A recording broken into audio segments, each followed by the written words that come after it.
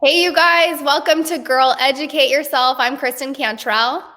I'm Angela Fazio, and today we have the most amazing topic that I think everyone can relate to. This is Taylor McGregor. She's from Orange County, California, and she's going to talk about the 3 things she wished she would have known before getting into real estate. So, welcome, Taylor. Tell us a little bit about yourself. Thank you. Well, my name is Taylor. I live in Orange County, California. I have 3 tiny humans. So they range in 2, 3, and 5. So my 5-year-old just started kindergarten yesterday. It's crazy town over here. But yeah, I'm married to my hubby for 8.5 years, together for 12. Growing and yeah, just got into real estate during COVID. So it's been quite the adventure, but super fun. I'm loving it so far. That's awesome. Yeah. Your 3 kids are similar to mine, but you have a third. I have 2, and you have like just one extra to throw in there. And I'm like, I don't know how you did that. 5, 3, and 2 is like crazy. Yeah, Luke was like the whoopsie of like, we knew we wanted to have a third. God just kind of was like, okay, right now. My Luke was an Luke was an oopsie too. Yeah. Mm-hmm. So was my favorite. My favorite was an oopsie. Yeah, I told Jeff all the time. I told my husband all the time, like, I know you're not supposed to have a favorite, but like low key, he's like faves right now. His stage is just the funnest. So yeah. Yep. I'm not shy to say our favorite. I don't have a favorite. I feel like it depends on the day. Sometimes I love, I love both of them. You know what I mean? But yeah. All right. Well, tell us your tips. I can't wait to hear what you have to say. Yeah. So, okay.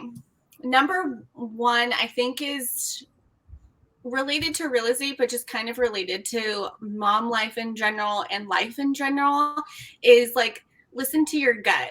I feel like I wish I would have gotten started in real estate sooner. I felt the urge a really long time ago. Ever felt, well, I guess I had the assumption forever that I was going to get married. I was going to be the stay-at-home mom. I was going to be the one to raise the babies, until I had the babies. And then I realized that I was called for more.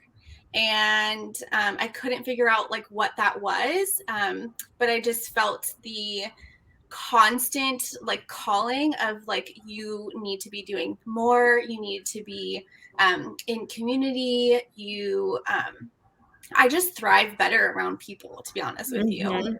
So I even remember like when Jeff and I were dating, for fun, I would make him take me to open houses and like we would dream and all that kind of stuff. And when I told him like the beginning of COVID, I was like, I think I'm just going to go get my real estate license.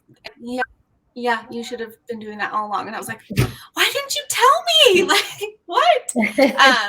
So I think the biggest thing for just like moms and women in general is like, listen to your gut when you feel called for more.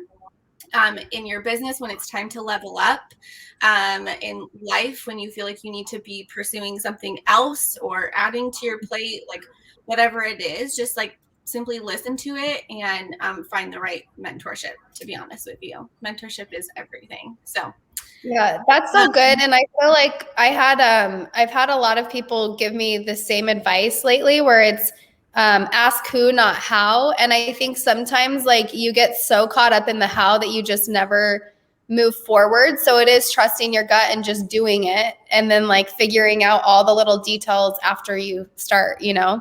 Yeah. I also love the fact that most people will stick to what they think they're supposed to be doing instead of what God is telling you inside to do. And so I know that before I had kids, I declared to the world, I'm going to be a stay-at-home mom. I'm going to homeschool. And that could not be like more opposite of how I ended up figuring out God wired me for motherhood. And I was not afraid to say, I was just kidding. I am never staying home with my kids again, because I tried that and it was awful for me. Yeah, no. I know, like during pandemic, well, especially here now, like kids still have to like wear masks to school and all that kind of stuff. And I was just like not okay with it. I didn't want my kids to do that. And so I was like, I homeschool or I have to pay, you know, a good chunk of money for him to like go to private school just so that he doesn't have to wear a mask. And then, you know, friends are like, you could totally homeschool. I'm like, no, I really can't. I don't have that in me. That's not a gift that God gave me of patience. Like, nope. I'm going to let those who are blessed to teach, let them do their thing. And then I'm going to do my thing, which I feel called to do. And that's like serve people and finding the home of their dreams. So did you find a private school? Yes. Yeah. Nice. We're in the same boat. Oh my gosh. I found one too. Woo. So happy. But now I'm like, okay, real estate has to work because mom has to pay. That's a good place to be. That's a good place to be. Yeah. Okay. So what is your tip number 2? Okay. Number 2 is it's way more about who you know and who you surround yourself rather than like the leads that you can be provided. Yes. So, like, oh my gosh, when I was talking to other brokerages and all that kind of stuff, they try and sell you on like the leads, right? They're so cold and they're crappy and they're so cold. They are not realistic at all. It's way more about like your sphere of influence and who you know and who you can network with, who you can collaborate with, like just meeting you beautiful people through social media, right? Like my network is expanding every day by using the tools that we already have, which is like social media, going out to lunch with friends, connecting with other people, not just like sitting at a computer desk, calling random strangers and saying like, have you thought about moving? Like it's just inauthentic and it just doesn't work anymore.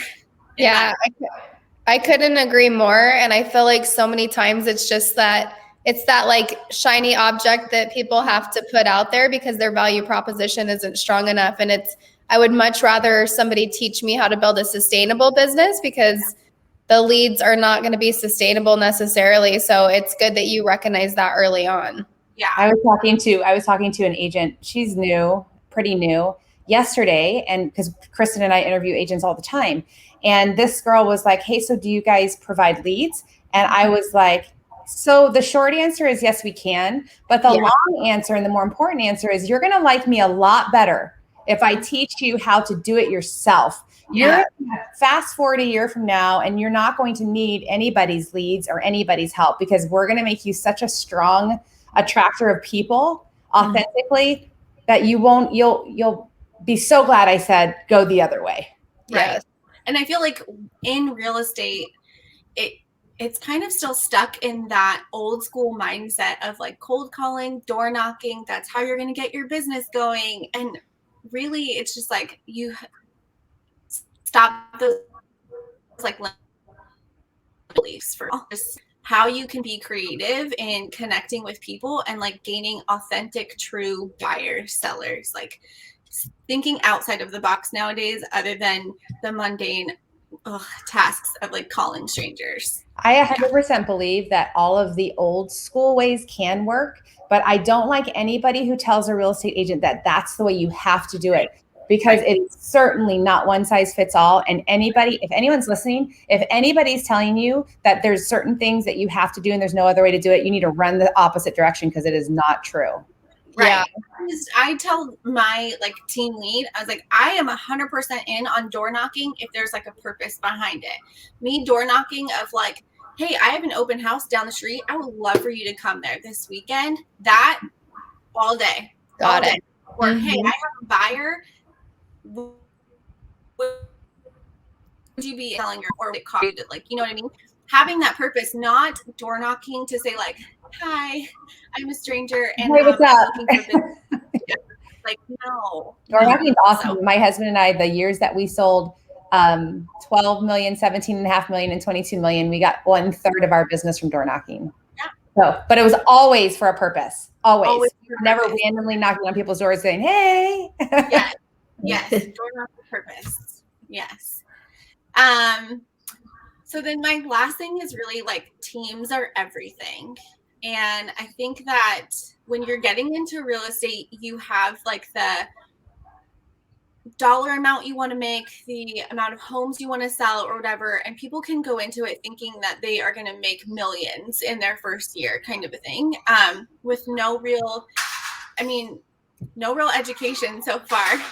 Like getting your real estate license, the prep for that doesn't teach you anything that you're actually going to need in like real life circumstances when it gets to running a real estate business. So I highly, highly recommend, even if it's like taking a smaller percentage of like commission or whatever, like making your split fair to where you have a mentor and a team to collaborate with is going to be 10 times more beneficial in like the longevity of your career.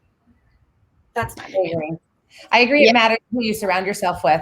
I totally agree with that. I also think that there are so many more advanced ways. A team is awesome. I had a team too. I think there are so many advanced ways in real estate to surround yourself with the right people, as long as you're surrounding yourself with the right people. It's like the right people lead you to the right people. It's the most incredible thing. And people totally ignore that. Like we tell our kids, I don't want you hanging around that girl. She's bad news, right? Yeah. And so we like protect our kids. They're bad news, but do that to ourselves? Like we need to say to ourselves, is that person lifting me up? Is that where I want to go? Why am I hanging out with that person? I don't know. Mentorship, just like different types of ways to get into community and be in community with people who have the same goal in mind of growth, of growing their business, of personal development. You should always be working on those things anyway. So you want to be surrounding yourself with those same people that have that same goal in mind of continued growth. I totally agree. Yep. Yeah. So, and I think that when people get into real estate, they come in with too strong of set ideas. Like I know that if you would have asked me before I started real estate, hey, if you would have told me, Angela, you're going to not fit in with that team, you probably shouldn't go there.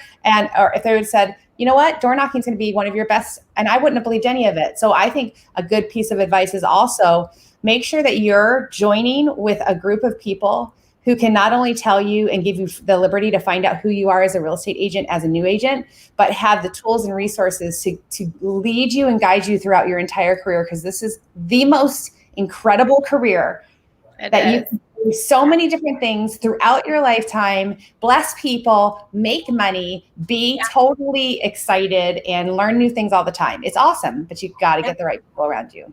Yes. Definitely. Well, those were amazing tips. I was so excited to hear what you were going to say, because you are still so new. So it's always interesting, and your advice was spot on, and we appreciate you coming on. Thanks, girl. Yeah. Now that we know that Taylor is probably going to be joining us for Flourish, let's talk about Flourish on starting the night of November 3rd, going the 4th and the 5th. It gets better and better every day when we see the people who are coming, seeing the excitement of the speakers. We've got everything worked out with, did we already tell them, or was it supposed to be a surprise about the show?